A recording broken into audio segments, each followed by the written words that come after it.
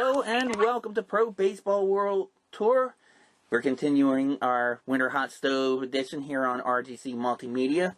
Rick Crabb, and joining us as always, our Florida correspondent, Mr. Eric Marenbach. Eric, how was your weekend? How was your week in baseball? And how was the tournament that you went to this past weekend? Warmer. Definitely warmer than it was last week when you had 30-mile-an-hour winds coupled with low 60s to high to just around 70 up in Vieira. Okay. This thing was actually a complete surprise.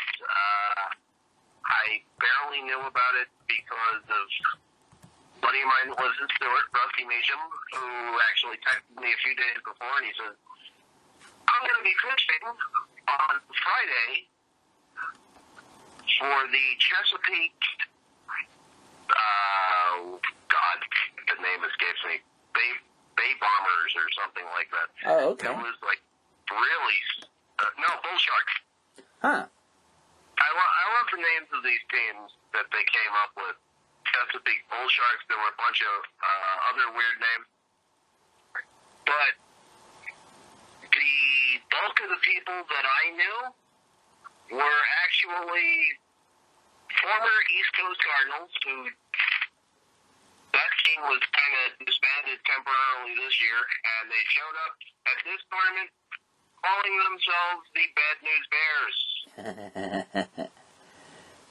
The uniforms were the black version of the exact jersey of Walter Matthau, Tatum O'Neal, etc. Oh, my God. Even down to the bell buttons. Oh, geez, it is. It was absolutely awesome. And Sunday rolls around, and they came out of it as champions. Oh, there you go. So they didn't have to tell the other team to take the trophy and shove it up there, you know what, like Tatum O'Neal did? Oh, not at all. As a matter of fact, they took all their trophies and ran. Nice. Okay. Good. Well, good for them. So it was pretty cool. And you'll be shocked at some of the names of people that actually did show up. And I'll tell a funny story. Okay. The Saturday rolls around, and there were 2 games for each team on Saturday. They actually opened up where, at the complex where everything is at, there was a giant flea market in the parking lot. Okay. So parking as it was pretty hard to come by. Jeez. So I managed to, weasel my way and go this, that, and the other thing. Now, I had heard at that day of the tournament that Frank Thomas was showing up and some other surprises. That did not happen. Okay. I had heard that he was actually supposed to be on the Bad News Bears. Oh, no Which kidding. was hard. So I get there, and it's right around the first game. Don't see hide nor hair of Thomas or anybody else, but of course I do see my guys, who barely knew that I was showing up. It was like a complete surprise to most of them. And then all of a sudden, I turn around, and I see this really, really fat guy. And I'm thinking, okay, this is a ball player who has let himself go. The only player that I knew of that girth is a Dominican player by the name of Jumbo Diaz. That was not the case. All of a sudden, I get done with the Bears' first game of 2, and he actually was talking to a buddy of mine, Jesse Lynch, former MLB pitcher with the Blue Jays, and the last time I had actually seen him was a few different times with not only the EC Cardinals, but he was also pitching coach for the Bridgeport Bluefish before they went bust in the Atlantic League. Oh, jeez. So they're talking away. I'm still thinking it's Jumbo Diaz.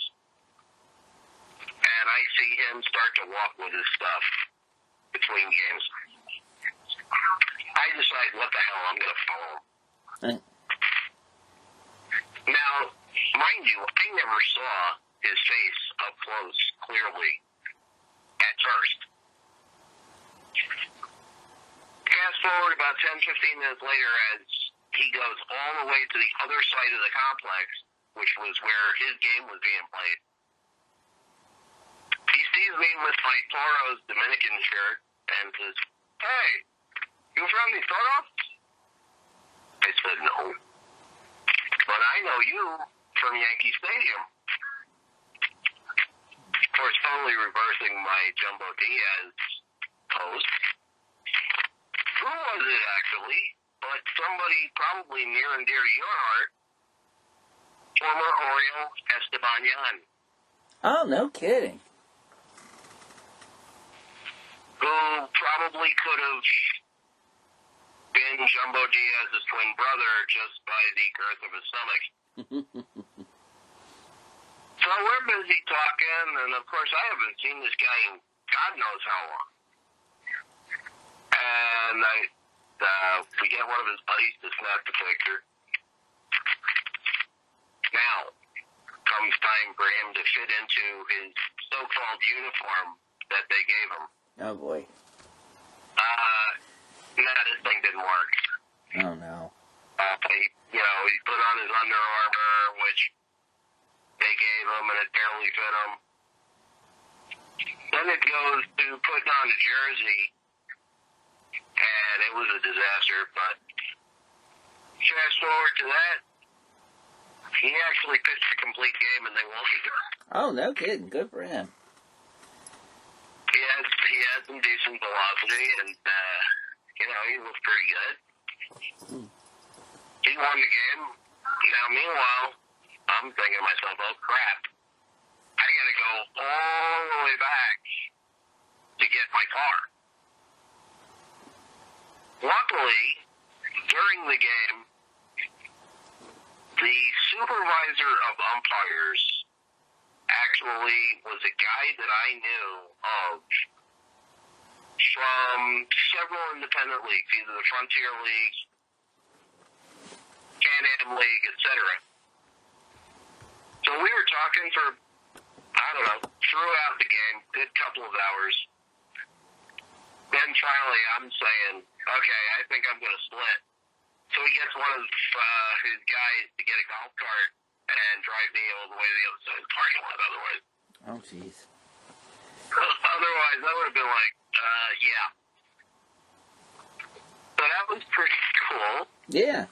But then, Sunday rolls around to the championship, and I decide to go. Bears game was at 9:30 in the morning, which was perfect. What I didn't realize was that Saturday, a former major leaguer joined the Bears. Must have been between games 1 and 2, because I don't think I saw him in the first game.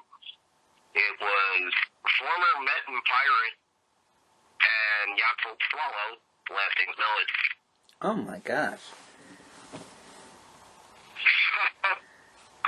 So that was quite a reunion also, and believe it or not, I actually had him as a friend on Facebook, which I don't even remember adding him, but it must have been a long time ago, I don't know. Yeah. He made some unbelievable plays in the outfield. Out to center field, he still got the speed for however old he is. And my friends, wives, and girlfriends were like, damn, he's good. So I showed them the video of his first MLB home run. Where he's busy high-fiving the fans, like, up and down the line.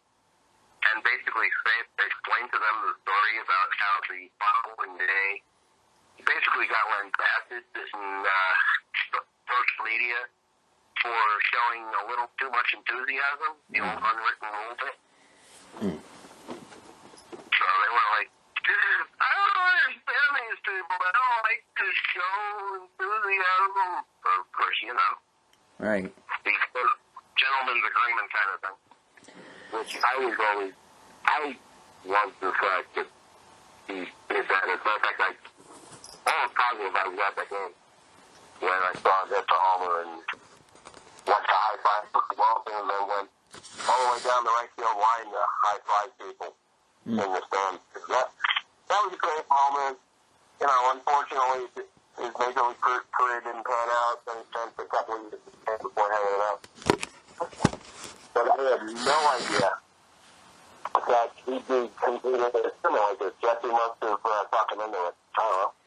But it worked out well, and they won the championship, and I got a photo with both Jan the day before, and then I took a photo with Lansing on the Sunday with the UABL trophy or whatever the heck that was. Oh, okay.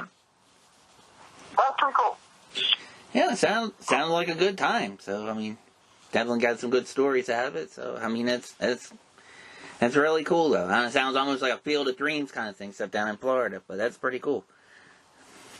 Yeah, and actually it started out as quite the chance that I would actually go that Saturday because I found out Saturday morning that Eastern Florida State College, where my buddy got transferred to, you know, with the junior college thing, for the first 3 games, for whatever reason, they weren't allowing fans in. Huh. Whether they were just trying to be secure or taking precautions, whatever. Right. Got some sort of an email from the school not to encourage friends or family to show up. So I get a message from my friend, and I was like, damn, this sucks. So I was first forced and went to the tournament. Turns out I made pretty good decisions. Yeah, it sounds like it did. So. Yeah, unfortunately, I wish I would have seen that game live, because even though they lost and went 0-2 for the weekend, my buddy Cameron hit his first homer on Saturday, and he's gone, I believe, 4 for his first 9. Okay. So he's doing pretty well. At least he's getting the playing time, unlike what he did at the start of FIU's first 2 seasons that he was there. So kudos to him. Let's see, get him anywhere, you know, from scouts or anything like that. Okay. Well, that's pretty cool. And I'm sorry, folks, if you hear a little bit of static in the background. My cat Raven's listening in to our show, and she's enjoying it right now. So there's a little bit of purring going on. So we got an audience today, Eric. So a live studio audience almost. Give me a break. What's this now? I said the cat's a big Esteban Young fan, and also likes the bad news games. I have that on high authority. Oh, yeah, she is. Oh, I'm sure she is. I mean, she can identify with somebody who put on a few pounds. She's done a little bit of it herself, but, There you go. Well, I mean, consider who her master is, Right, but... You said it, I didn't. Yeah, I'll say it again, and a lot of people say it for me. It's all good. It's all good. I don't know. Captain Lou Albano once said, it's like, he said the Italians used to say, if you're fat, that means you've lived a happy life. Well, at least, I don't know. I'm a little happy at least when I'm eating. I don't know about all that, but anyway. Or at least the food is good. Yeah, definitely. Well, around the world in baseball, seems like there's a team in Colombia that seems to be happy. If I'm not mistaken, Game 7 happened this weekend, and I think we have new LPB champions, if I'm not mistaken. Is that correct? We've got champions in basically all the Caribbean leagues except for Venezuela and Mexico. Okay. And Venezuela is actually on the precipice of possibly taking a sweep tomorrow as the Caribes de Anzuate Lopetegui are basically handing it to their opponents, the Cardinales de Lara. They're up 3-0, and it's like there's no end to it. Okay. All right. And as a matter of fact, one of the games went extra innings, and it wound up being 0-0 through the 11th. The Caribes wound up scoring 1 run in the top half. Bottom half, Lara has first and second with 1 out. Ground into a double play, game over. Boom. And it just goes on from there. So the Caribes might be on their way to a sweep. Okay. Well, we'll definitely. Then you've got the Águilas Cibaeñas taking it in the Dominican. Mm-hmm. You've got the Caimanes basically rolling over in Colombia. Panama, you didn't even have a league, but for some reason they're going to be in the Caribbean World Series. Okay. I guess it's a dirty job. Somebody's got to do it. Right, right. Mexico will resume tomorrow. And Puerto Rico actually had a 4-game sweep by Caguas over Wyverns. So it's taken, the Caribbean World Series is taking shape. It'll get started next Sunday. 2 games a day for 6 days in a round-robin style format. And by the following weekend, you're going to have a champion. Then, spring training, which we actually got some sort of good news today via somebody on Twitter that claims that the Marlins and Cardinals in Jupiter will actually start selling preseason tickets next Monday. So there's a little bit of light at the end of the tunnel as far as at least one team starting to sell tickets. Hopefully that transpires into more.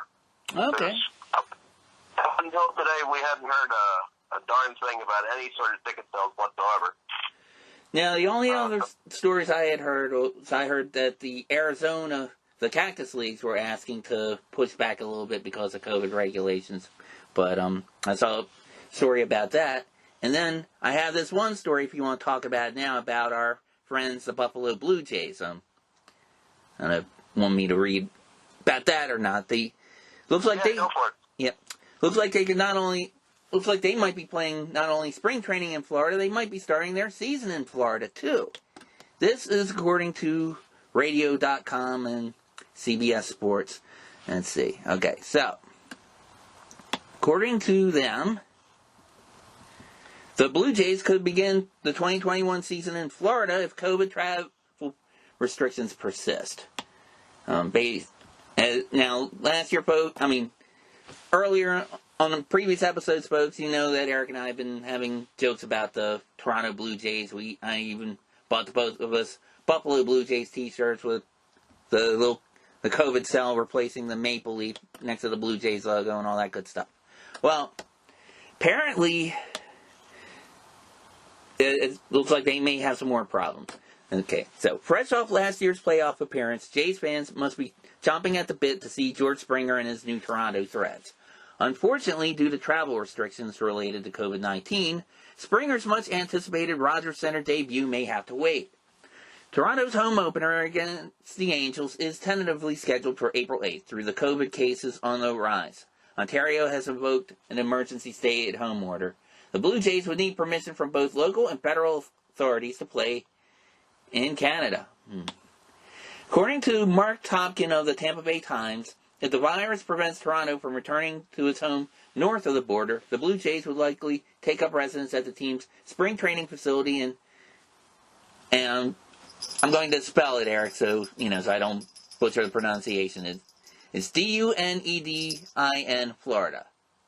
It's Dunedin. Dunedin, thank you. Toronto shacked up in Buffalo under similar circumstances last summer, though that option was only available to the Jays because the minor league season was called off amid COVID. With the AAA Buffalo Bisons returning to play in 2021, Salem Field won't be able to host both teams at once. My own commentary, why the F not? But I'm going to keep reading. Staging games in Dunedin is more practical anyway, since the team's equipment will already be there. In that scenario, Toronto would share a home stadium with the Dunedin Blue Jays through the Low A Florida State League isn't expected to begin its season until at least May. Should any overlap take place, the Blue Jays have already thought of several workarounds, including potentially having Dunedin play its home games during the day or at another nearby facility. Visiting clubs will be allowed access to batting cages and weight rooms available at TD Ballpark, which has been the Blue Jays' home for Grapefruit League games since 1990. The Jays are still hoping to get the green light to play at Rogers Center, but if all else fails, Dunedin would welcome the team with open arms. Quote, "It would just be wonderful for our city," said Dunedin Parks and Recreation Director Vince Gizzi. "We'd be excited to see that happen, especially in our newly renovated stadium." The Blue Jays' NBA counterpart, the Toronto Raptors, have already also set up shop in Florida, making Tampa their home for the 2021 season. So last year they were the Buffalo Blue Jays. This year they could be the Dunedin Blue Jays. Well, I don't know. I got some thoughts on that, but I want to hear what you have to say about it first, Derek. Well, it's funny because the Dunedin facility is one of the older ones, and they were looking at building a brand new facility downtown Dunedin, because what they do, as far as the old facility goes, they'll have their major league team at the main stadium, so to speak, and their minor leaguers play in a complex about 5 minutes up the road. I believe it's called Kine Park or something like that. Okay. Kind of like the Yankees do in Tampa, where they have their main facility at Steinmeier Field, and their minor league people go to a facility called Hines Park. So it's kind of similar in that respect. I had actually thought that they were going to move into this new facility either this year or next, so I don't know if there was any delay in finishing off the place because of COVID and everything went haywire. I don't know. Right. You also don't know, even though tickets are starting to be sold at, as I said at the beginning of the show, by the Marlins and Cardinals in Jupiter, you don't know, as far as Dunedin, if there's going to be any sort of ticket sale. Right. And between you, me, and the wall, Florida State League in general, once spring training people leave, becomes a ghost town where your average attendance at a minor league game, if you're getting 1,000 people, it's lucky. So if you're going to try and have some sort of a major league revenue with 1,000 people, you got problems. Right. Well, it makes you wonder. If they do, if it's like last year where they don't have any fans, that would work out great for the Blue Jays. They could play at, they could go to your stomping grounds and play where the Franklin Square Hitmen play. They just need a diamond. They don't need, they're not worried about selling club suites or whatever. But I don't know. That's an interesting situation there. Two questions. One, it's like I just kind of like interjected earlier. It's like if they can work with their rookie league team, and why can't they do it with the AAA team? Other than I guess maybe lack of facilities in Buffalo, but it's AAA. Supposedly that's the closest you can get to major leagues without being major leagues. That's my first question. The other thing is, I'm curious as to how long their lease is with Rogers Center. Because if I were the owner of the Blue Jays, I would be remembering this. I'd be like, you know what? Toronto, Ontario, Canada, screw all three of you. You know, I heard Las Vegas wants to build a new stadium. I might move my team down there or to another market, you know, because of all this. I'd be pissed. I mean, the Blue Jays, granted, I mean, they don't always draw like Fenway Park or Yankee Stadium or whatever, but they've had World Series teams. They've had tourism, you know, just like every other major league city, you know, where you have fans of their opponents, the opposing teams, the restaurants, all the stuff that goes with having, you know, professional baseball or any professional sports. That's a lot of tax revenue generated by the Blue Jays. And if I did all that for, like, I think the Blue Jays have been there since, like, what, the mid-'70s? If I'd been paying Ontario or Canada, you know, province and federal taxes all those years, and the way they show their thanks is like, ew, you have COVID cooties, stay the hell away from us. You know what? I'd be like, I'll stay away from you permanently, you know? If somebody in Buffalo wants to build us a new stadium, I'll move them down there. We'll only be 60 miles away. We'll still have fans coming across the border, and, you know, we don't have to put up with your crap. Take off, eh? Hoser. That's how yeah. I think your problem is, though, any sort of a move whatsoever would require the rest of the owners of the 29 other major league clubs to approve it. I don't know if you get that approval because of territorial rights. I don't know how the whole thing would work, but... And I seem to remember at the end of the season, ownership of Toronto was actually discussing possibly moving out. Your problem with that is, between needing the other owner's approval and the trouble that it takes just to get a franchise from one city to another, it was more of a pain in the ass to move them than to just stay there. Yeah, maybe so. But, I mean, ultimately, the Montreal Expos kind of did that. Because, I mean, weren't they for a while? They were playing home games in Puerto Rico and some in Montreal and then some somewhere else. And then just playing a ton of road games. I mean, and as far, other than the territorial rights, I don't know if the owners would necessarily object to that, because part of the reason is the Blue Jays' opponents wouldn't be able to go to Toronto. So it's like, if they can play the Blue Jays and not have to face any travel restrictions or any excessive taxes or anything else like that, I mean, I don't see an objection. But the territorial rights, that's a good point. Although Buffalo, I'm wondering if they would be included in the Blue Jays' territory. I mean, they're only 60 miles away. I'm wondering if that would be part of their region. Because, I mean, who else would they be competing with? I don't think the Yankees or Mets stretch quite that far, and they're like too far, probably. I don't think they're close enough to the Red Sox. So I don't know. I mean, I don't know how that would work. No, I don't think so.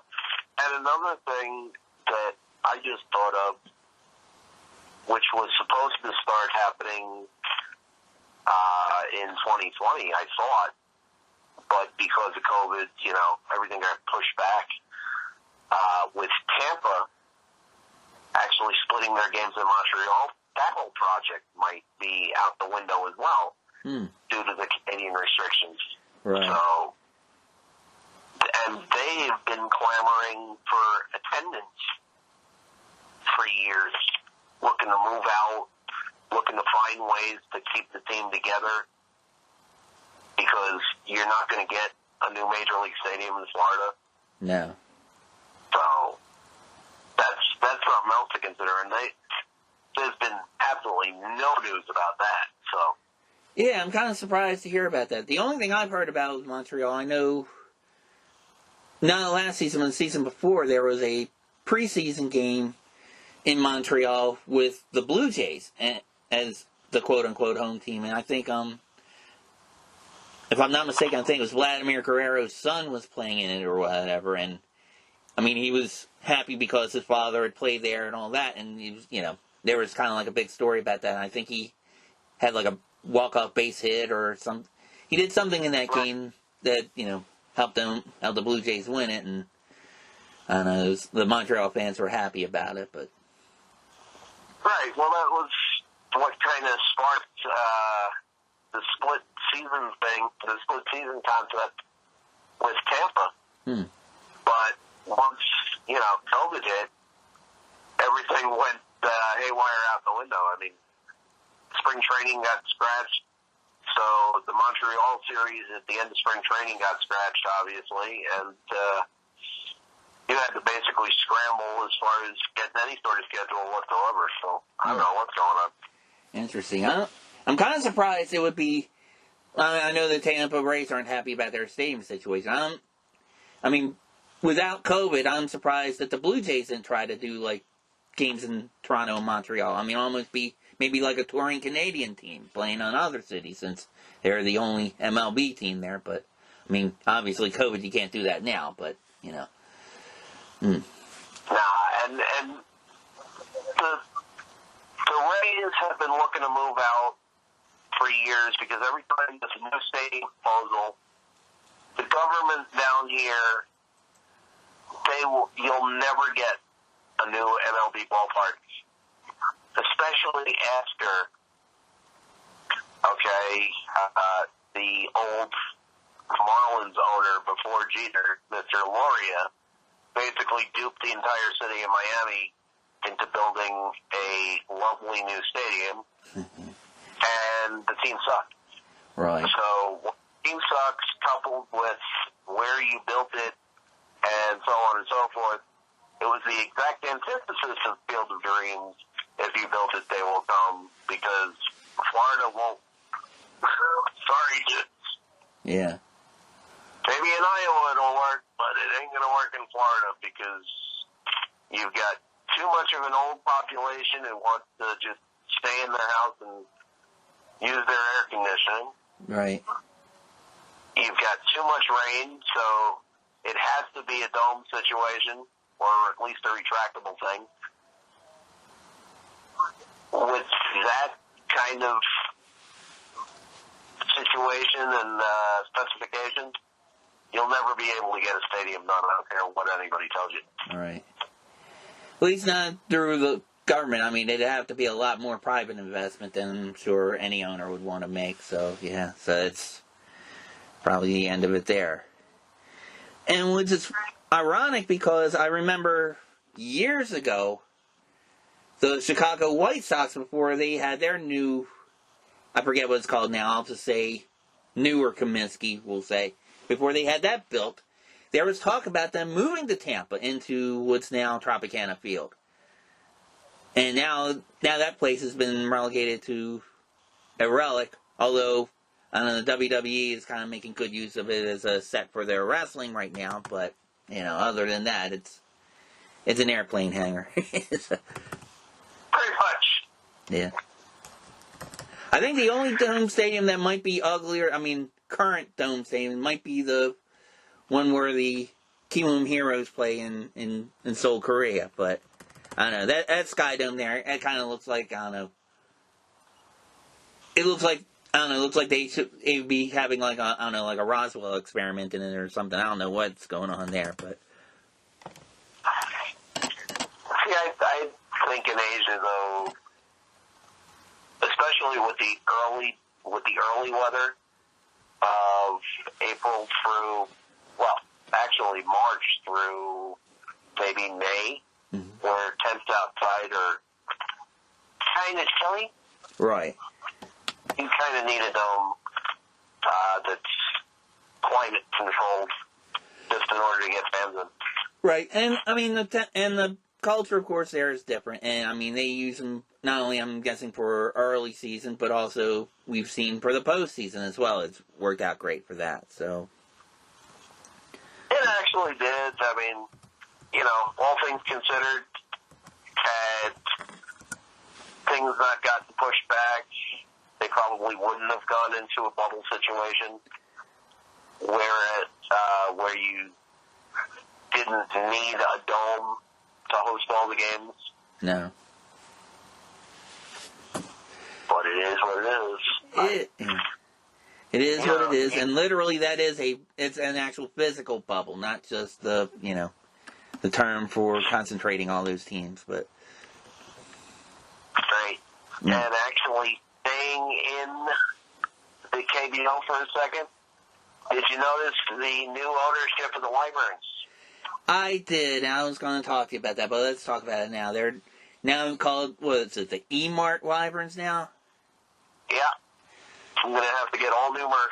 Yeah, I know. And I kind of like the Wyverns uniforms. They kind of, I remember reading an article, I think, on the show where the manager at DM said he wanted to make model their uniforms after the St. Louis Cardinals. And they kind of reminded me of that, reminded me of the Nationals a little bit, especially since they had the W for Wyvern on their caps. But now it's E-Mart, and it's like a black and gold. And it kind of looked like the Pittsburgh Pirates now, which, that could go either way, color-wise. I don't know. Yeah, they're probably still fiddling around with the aesthetics, the colors, the actual logo on the hats and all. Mm-hmm. And it's not even 100% sure they'll call themselves the Wyverns. They might call themselves something else. I'm pretty sure that the team name's going to stick. I'm just reading about it firsthand within the last couple of days about the transaction. Right. So I'm pretty sure it's going to stick, but, it'll just be a different logo and different stuff I have to get. So hopefully things work out in 2022 where they can start coming back to Florida again. I can start weaseling for free stuff. There we go. Or I'll have a passport and go on a Japan ball trip over there or something, but... Well, passports are all well and good. It's a matter of if we'll be able to use them or not. Right. If. And hopefully, we're talking 2022, hopefully that'll be the case. Yeah.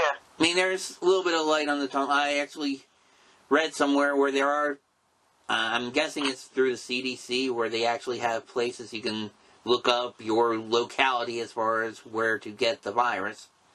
I don't know. I'm curious about that. One thing a friend of mine told me who works in a hospital here in Baltimore, he actually showed a link to a report where they said 55% of hospital workers are refusing to take the virus or don't want to take the virus if it's not mandatory for them. I was kind of surprised at that, but I don't know, there's rumors basically saying stuff like some they have egg protein and and people might be allergic to that. Others are saying stuff like it's like the flu shot, you're giving yourself a strain of COVID and all this other baloney. Look, like I said to them, it's like, these people don't want to get in line for it. Give me your spot in line. I'll get the Viagra and the Moderna one. I'll get both strains. I don't care. It's like, but Well, at this point, I don't care what kind of vaccine they put in me. It better be some sort of vaccine so I'll be able to travel out of here because, I don't know, USA is kind of boring at this point. It is, and probably every country, people who are just locked into wherever they live, they probably feel the same way. They probably feel that in Korea, they probably feel that in Australia, anywhere now. It's just,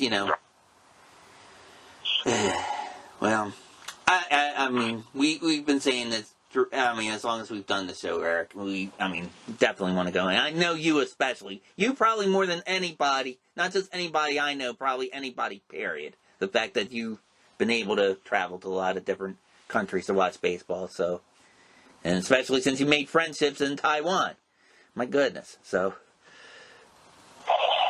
Right. And this year, with the new team coming in full-time with the Dragons, making it 5 teams in there, with the coaching staff that they put in there, with Joe Clark, he was he would almost definitely freak out seeing me in a different country. Oh, there you go. That's another team for you to get merch, get jerseys or bobbleheads from. So there you go. That's always a good thing. So I've got his Facebook, and pretty sure I have his phone number to text him, unless they're going to give him a Taiwan phone number to like link into or something. So, right. Believe me, I've got my friends out there on full patrol with my photo and everything. That's what people do in Taiwan. If there's somebody that I know, they will always carry around a photo of me saying, "I'm Eric's friend. Can you sign for me?" Oh, there you go. That's how they make friends and influence people. Hey, you know what? I've joked about you being, I don't know, having political aspirations over there. I mean, out of this, but you never know. I mean, I don't know. It would be cool. I don't know if I make a sizable donation to your campaign. I don't know. Give me a position in your cabinet or whatever. I don't know. That's usually how it works, like I say. But I'll even let you fix my cabinet. How's that? Oh, okay. There you go. All right. Yeah. If you're good with your hands, anything's possible.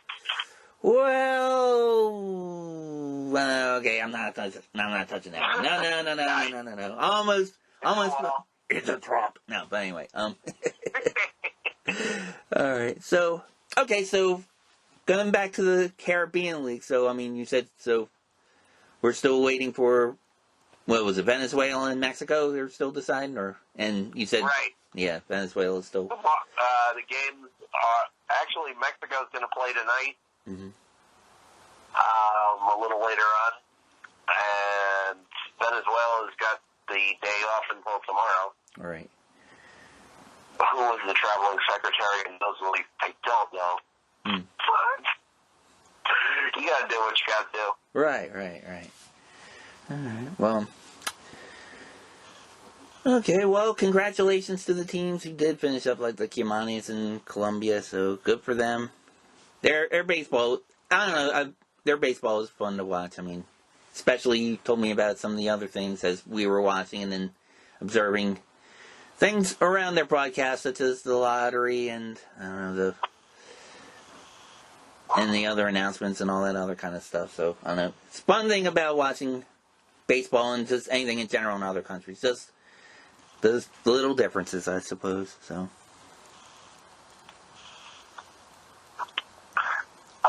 At least there's still some regular season going on in our Australian bubble. There sure is. That's something to talk about. And I finally got to see Sydney. Yeah, we all finally got to see Sydney, and we didn't have to pay $12 a month for it either. So I guess they kind of gave that up since the team that they were charging exclusive rights to only played 2 games all season. That's, yeah. That didn't quite work out for them, I don't think. Play, and I think they lost every game that they played. Yeah, it looks like they did. I'm looking at the scores right now over the weekend, and yeah, sure enough. Yeah, I don't know, seems like the Canberra's been Sydney's kryptonite so far, and then it's interesting because you have them having a regular homestand, but you're having the bubble with Perth, Adelaide, and Brisbane again, so I don't know, it might turn out to be a nice little rival, and Melbourne looks like it's in the mix too, so good for them. I mean, it's... I'm just pissed that they keep switching broadcasting teams on me. Oh, yeah, I know, yeah. I miss that Canberra team. I mean, once you introduce me to them, I mean, it's, The other... When you get to Pethie Bridge and Coleman, you're back with Paul Rodriguez and a guy that I know on Twitter, Paul Morgan, who I've known the guy off Twitter for years. So it's refreshing hearing his voice, but... Okay. Who's the team that it's like in the... has been playing in Adelaide Stadium? The one... It's like a Canadian guy has the play-by-play, and then he has an Aussie as a color commentator. You know who I'm talking about there? Or? Oh, okay. You had Shane Bennett, who was a former Red Sox farmhand. He's from Australia. Okay. As your color guy. And the guy who was actually doing the play-by-play, I forget his name, but when they show him at the beginning of the broadcast, if you're doing, either a live game or the video on demand, right. He looks like kind of one of those guys from Revenge of the Nerds with the glasses. Oh, okay, yeah. Yeah, I know what you mean. Gosh. But, you got to get them going. I'll tell you, I admire what they're doing, but their pitching is running way thin because they're not used to doing so many games in so short a time. Right. And one thing about this. I'm sorry. If they can get me there, I may be 56, but I'm left-handed, so they could probably use the left-handed arm. Oh, God. I don't know. I don't know. I could probably get, if I do work for any of those teams, it would probably be as a PA announcer or selling popcorn or Vegemite or whatever they sell concession-wise at those stands. Canberra actually had, they had like this beer vendor called like the, wooden, it was something spoke like a, kind of like a wagon wheel. It was a beer company called, Wooden Spoke or something like that, and he had like a little stand out in right field. Maybe I can work there. Who knows? But, yeah. Yeah, they know their stuff, and their cheerleaders are kind of hot, so. Oh, yeah, definitely. And I don't know, I'm getting mixed messages about Australia. On one hand, it's like I see their games, like especially the ones in the Adelaide bubble. I mean, they've been showing some, like, the beaches and stuff, that are nearby. They look gorgeous. But then, I also used to be a big fan of the crocodile hunter. I know that Australia has some of the most poisonous spiders and snakes over there, too. So, I don't know about all that. But, so, I'll have to find out from my travel guide as far as where to go to, as far as that's concerned. Well, they're only showing positive thoughts. Oh, of course, yeah. You can go anywhere and you'll have your good neighborhoods and bad neighborhoods, so there's nothing you can do about that, unfortunately. True, yeah, that's anywhere in the world, so, yeah. But I do like where they put these, the Sydney home games, in a park that they rarely use except for club ball or occasional small tournaments. I was wondering about that. Eric, do you know how far that is actually from Sydney? Because it looked like it was still, like, mostly Sydney Blue Sox fans, but I was wondering how far that actually was from there. I'm not exactly sure. Yeah. Because, yeah. I think it's within an hour. Okay. They've done some tournaments over there. That's where there are some weeks where they're starting Wednesday instead of Thursday.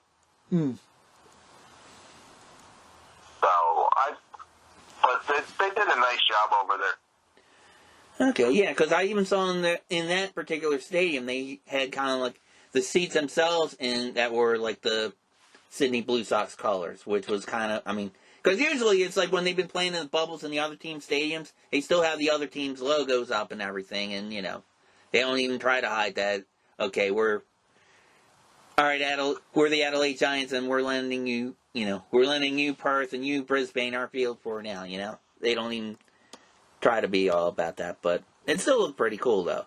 But, yeah. I liked it a lot, actually. Yeah, I do, too. Well, let's go to the standings to the ABL. Right now, it's so weird seeing games played. You have Melbourne playing as many 20 games, and Sydney playing as many as 6 now. They're starting to catch up a little bit. It's better than 2, but anyway. But so as far they're almost like the Miami Corona Fish or the St. Louis Cardinals, where they'll have to play 80 games in 40 days or whatever. Yeah, pretty much. But, one good thing is, you haven't heard of any outbreaks with the players. You've heard cases where teams couldn't make games because they didn't have enough. They couldn't get enough players to move out of Sydney or whatever the forbidden zone of Australia is with this nonsense. But you haven't heard of any, like, it's like, the Blue Sox somebody tested positive on the team. They just left Adelaide. What's going on here? Nothing like that. But like we did with the major league teams and the doggone Corona fish. Anyway, so let's go to the standings. We have the Melbourne Aces at 13-7, the Perth Heat at 11-7, the Adelaide Giants at 10-8, the Canberra Cavalry at 8-9, the Brisbane Bandits at 6-13. And the Sydney Blue Sox at 1-5. I guess the team's being Manny without Manny. I guess I don't know, but oof. They definitely did not perform in the vacation time that they've had, like the Dinos did when they had that little 2-week layoff before the Korean Series final. Right. It was definitely the opposite. No doubt. And in Sydney, I think, from my understanding, Eric, they were just playing like a lot of inter-squad games, until they were able to actually play an opposing team. But, they were doing that for like the last 2 weeks or so. Right. You had to figure, the club ballers were quite busy trying to shuffle players in just to get some sort of scrimmaging in. Right. Yeah, it makes you wonder. Well, I hope they can keep the season going. It seems like they're trying to a little bit, I mean, hopefully they have the situation worked out until they have like another outbreak in another part of Australia. Then they gotta move everything all over again. Sounds like a mess, but at least they're getting some baseball in, so. Which is pretty much their bottom line. Yeah.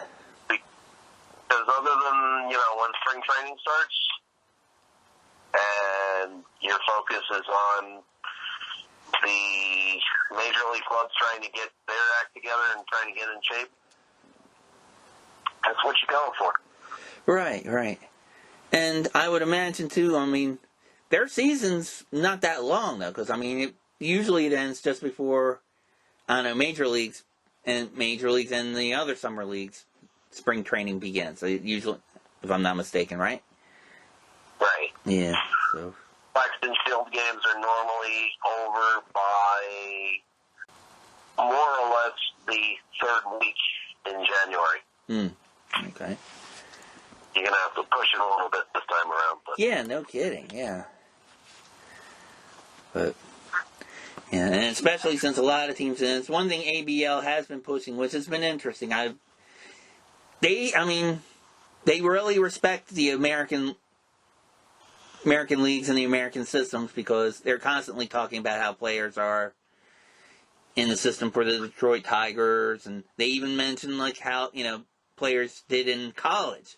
College is here. College baseball in this country, where it's like, I don't know if the situation were in reverse, they would be mentioning, this guy played at, University of Perth or whatever. I don't know. It's kind of the other way around. America kind of tries to think it's like all the sports that counts are in this country and nowhere else. So, but we know better. You and I know better than that, and I imagine our listeners do too. So, in past years in Australia, teams like the Twins and the Rays, especially, have had good working relationships with some of the teams in Australia, as well as some of the Japanese teams in the MPB. They send a lot of players over. Yeah, they have.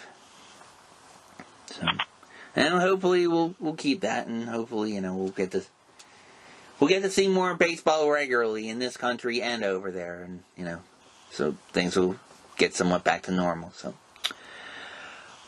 All right, folks, we're going to take a quick break, and when we come back, we're going to talk about some stories that happened on our side of the world, including the deaths of a few legends that had happened, unfortunately. You're listening to Pro Baseball World Tour here on RGC Multimedia. We'll be right back.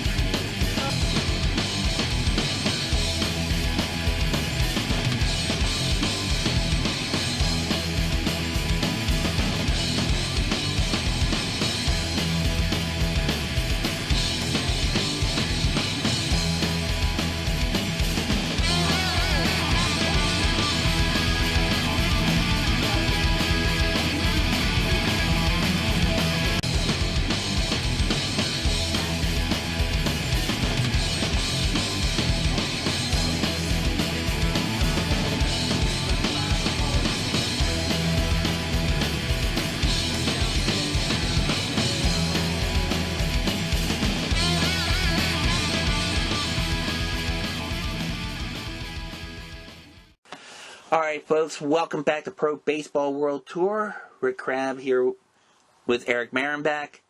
And Eric, on our side of the world, we had two legends leave us back on consecutive days. Two legends, Hall of Famers. First one is we have another Dodger leaving us, Mr. Don Sutton. Legendary pitcher, pitched for them in the World Series. Also, I think he pitched for the Brewers later in his career, too. In fact, that was probably my most recent memory of Sutton as a player. He played for the 82 Brewers against the Baltimore Orioles, which looked like it was going to be Earl Weaver's last team for them, and they were in a pennant race where the very last game of the season decided who would finish first in the American League East. And back then, they did not have any wild cards. It was basically you won your divisions, and then you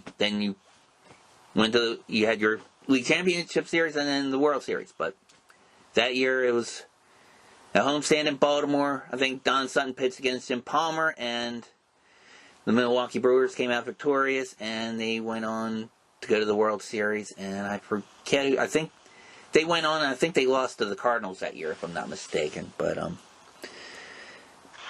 anyway, the only other memory I have of Sutton was he was also a really good color commentator. I remember watching some Atlanta Braves broadcasts, and then closer to me, the Washington Nationals had him do some broadcasts.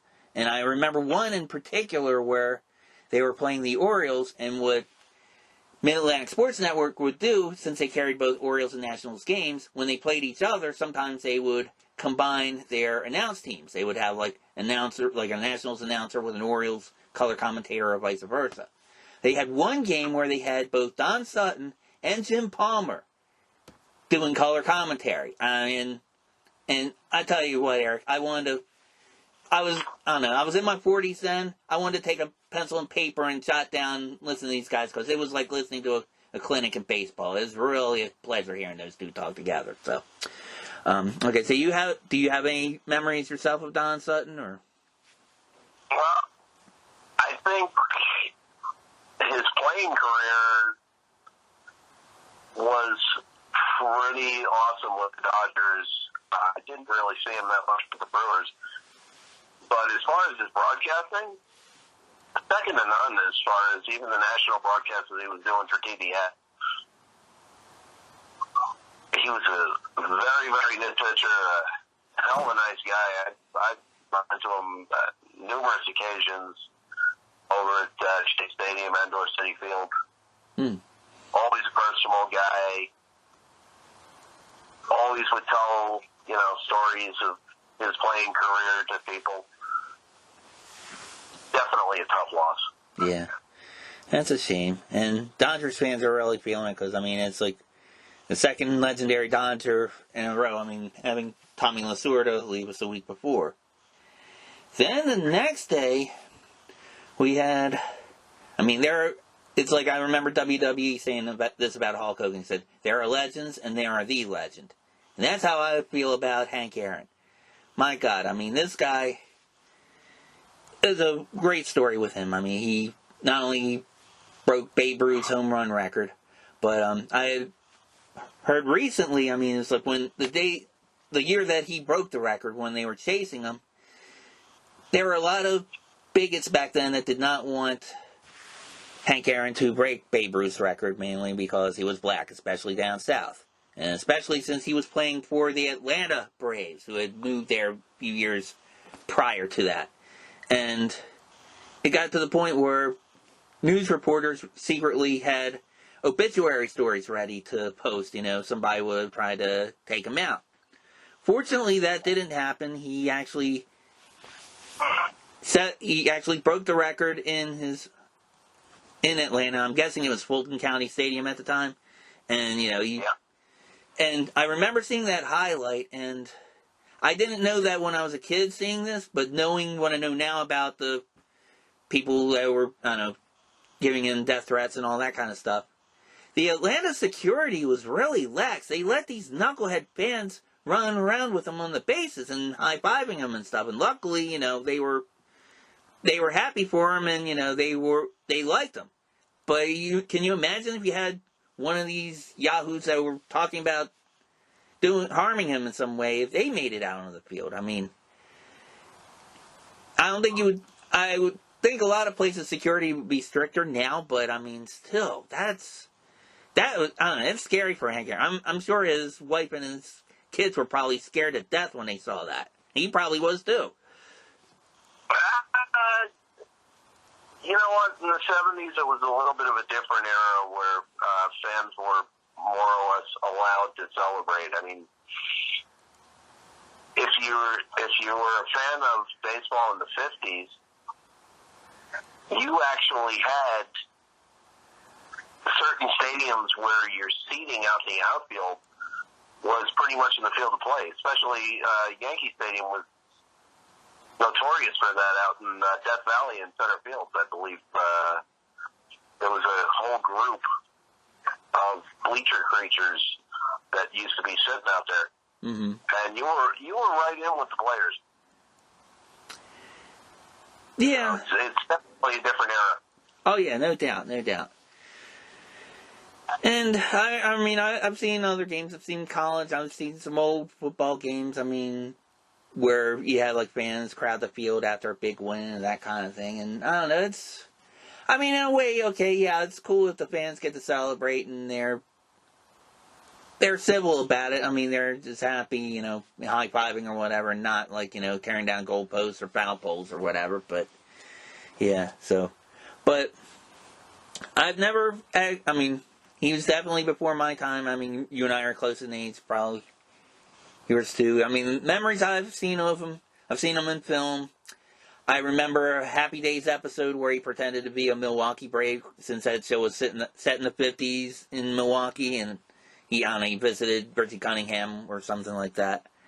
And then the only other thing I saw him in was, there was one New Year's Day where I was watching ESPN Classic, and they had like a marathon of the old 50s game show Home Run Derby, where they actually had the real ball players going to like I think it was called Wrigley Field, but it was in Los Angeles. It was like a minor league stadium, and they were taking turns doing the home run derby. I mean, I remember seeing him. I think he was like probably one of the winningest players on there. But like seeing him, saw Frank Robinson as a Cincinnati Red, saw Gus Triandos.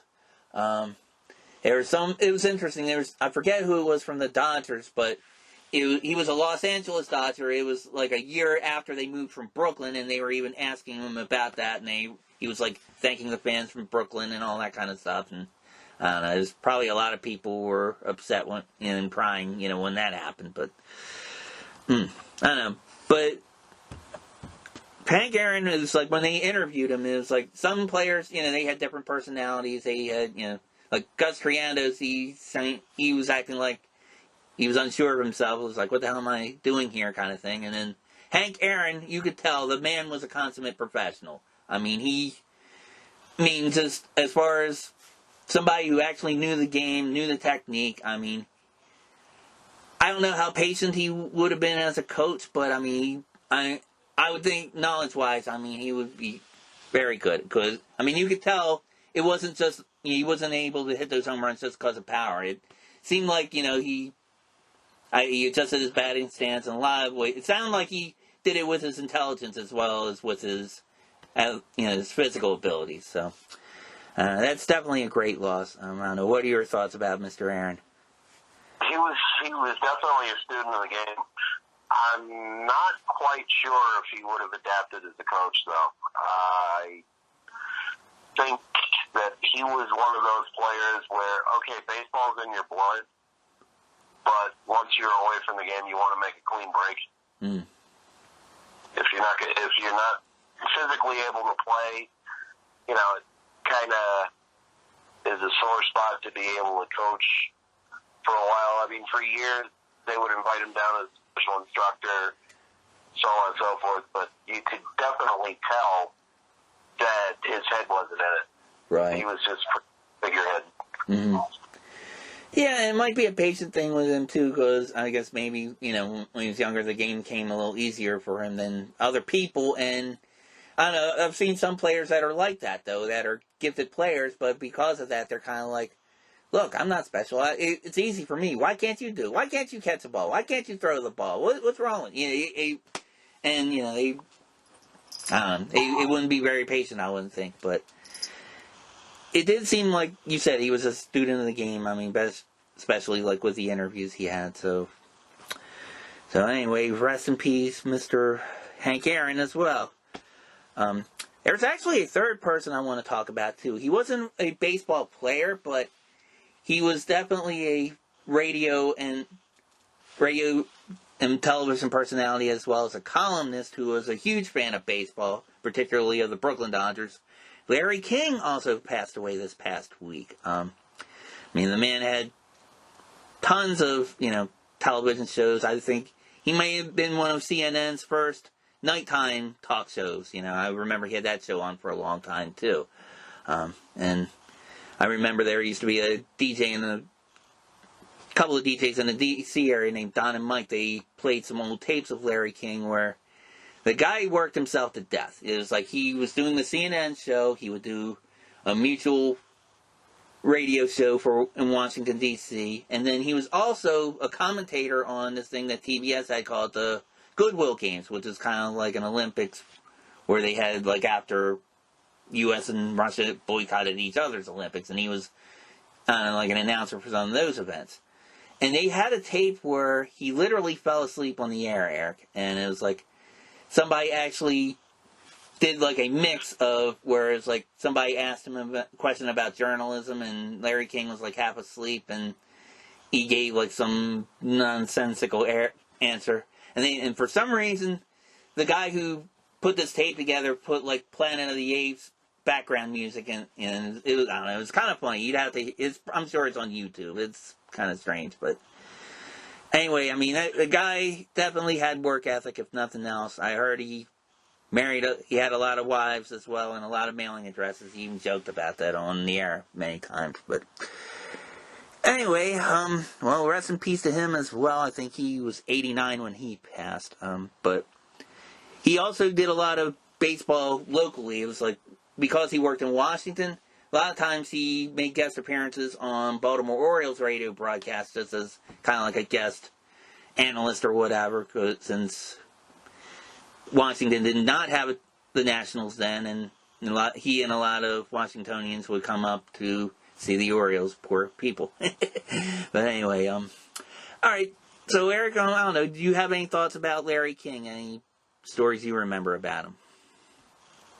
I never met the guy, but I gotta tell you, for an old dude, he had pretty good taste in women.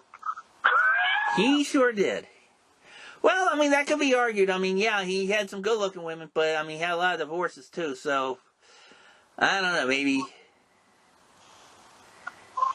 Well, I don't know whether they married him for his mind, or his body, or for his wallet. Yeah, somebody may have been trying to, I don't know, honk his crown, I guess. I don't know, but who knows? Yeah, it's probably a combination of all of those, depending, case per case basis. But who knows? But anyway, rest in peace, Larry King. So, now you get to, I guess, tell somebody your Brooklyn Dodger stories somewhere else. So. So, well, on that note, let's see. Eric, do you have any other stories going on this week in baseball? I know we kind of went all over the place. We went to the Caribbean, we went to KBO already a little bit, and the traveling Toronto Blue Jays and all that good stuff. I mean, we covered a lot today. Well, yeah, more and more teams are starting to have their foreign players start coming over for quarantine before they can start their spring training and preseasons. I do know Tim Melville, one of the Lions pitchers, he just got to Taiwan in the last couple of days, so he's serving his quarantine before they can get started. They're ramping it up pretty good. The only other country that's going to start their playoffs, and I'm just looking at it now, Cuba. Okay. They're going to be starting off with 2 games tomorrow, and I'm not even sure if it's perhaps in a bubble. Right. But they seem to be having 2 games a day, and the hours are 10 o'clock and 1 o'clock local time. 10 a.m., 1 p.m. Their time, or? Yeah, local time, which could amount to, since Cuba's 1 hour ahead of us, 9 o'clock and noon. Okay. Just a question of hopefully the YouTube channels are actually covering it. Right. Which would be cool. Speaking of YouTube channels, that East Florida State College that I was telling you about before with my friend who got his first Juto homer on Saturday. Okay. They're actually going to be streaming their game tomorrow against Polk State College. Nice. Okay. So that should be kind of a cool thing. Well, there you go. Got some college baseball going on. Are they allowing any fans there? Or doesn't sound like they would have a lot of fans anyway, but I mean. No, JUCO probably doesn't have a lot, and it's a home game for East Florida State, so they're still not doing it. Jason told me that they probably will not start having fans there till their February 3rd game. Oh, okay. So I'm just glad that they're streaming it. Yeah, definitely. So I can throw things at the TV, especially when my friend is up. Yeah. But it looks like you've got the 8 teams, once they figured out who was playing where and so on. Tomorrow you've got Santiago de Cuba against Las Tunas. You've got the senior citizens of Grandma, and I use the term loosely, against the Industriales. All right. Those are the 2 for tomorrow. You've got on the following day Matanzas against the Cienfuego Elephants, and then Sancti Spiritus against Pinar del Rio. The 10 o'clock and 1 o'clock games. Okay. So, should be good. Yeah, sounds like it. I know it gives me something to watch other than our lovely shenanigans in Washington. So, yeah, anything definitely. to get me that is a good thing. Right. Although what's interesting about the Washington stuff, and I've even I think I showed you a picture of Daniel Kim even getting in on this. I don't know. It seems like Bernie Sanders is making his rounds with those mittens. All I gotta say, I don't know. I think. Hey, I like the fact that he's gone viral with the mittens thing. Mm-hmm. In fact, if they do a giveaway with the Nationals or up in maybe the Boston, Vermont area with Bernie Sanders Mittens Day, that would be kind of cool.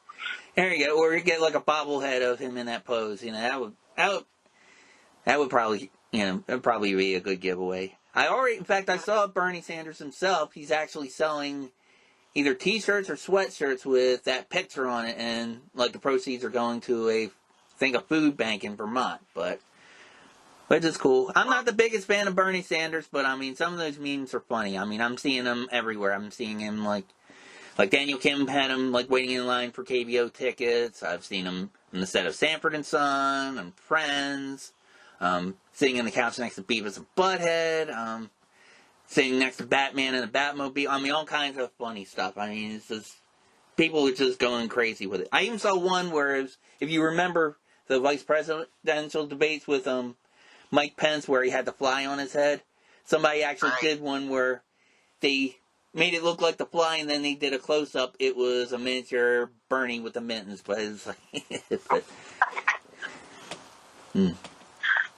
whatever gets you popular, I guess. Yeah, I don't know. Maybe we'll see the Tomatiro's gorilla what was his name? Champo? Maybe see him interact with Bernie somehow. That would be hysterical. I'm having a premonition now of Chongo chasing Bernie Sanders and Bernie popping him over the head with a mitten or something. Oh, God. Hit him with a spray paint, yeah. I even saw one from one of my favorite movies, Slapshot, where they made Bernie Sanders the middle Hanson brother, which I kind of take issue with only because the middle Hanson brother also played minor league hockey here in Baltimore with the Baltimore Skipjacks, and I actually met him. Well, I actually met all three Hanson brothers together, but I met him another time just when he was signing as a real hockey player as opposed to a Hanson brother. But anyway. Yeah, I remember meeting the Hansons at a charity event at Chelsea Piers. Oh, okay. Yeah. And I saw them play once. They kind of it was like, the team they played with, it was like when they weren't on the ice, it was a regular hockey game. And then when they got on, it was like the Harlem Globetrotters. It was funny as hell, some of the things they were doing. But, alright. Well, folks, I guess we're gonna wrap things up for this week's episode of Pro Baseball World Tour. Thank you once again for listening. We'll talk to you next week, and we'll have some more championships to talk about in the Caribbean, and of course we'll be following the Australian action, and probably pretty soon we'll be talking about pitchers and catchers going to the summer leagues that we started covering at the beginning of this show. So, thanks for listening once again. We'll talk to you soon.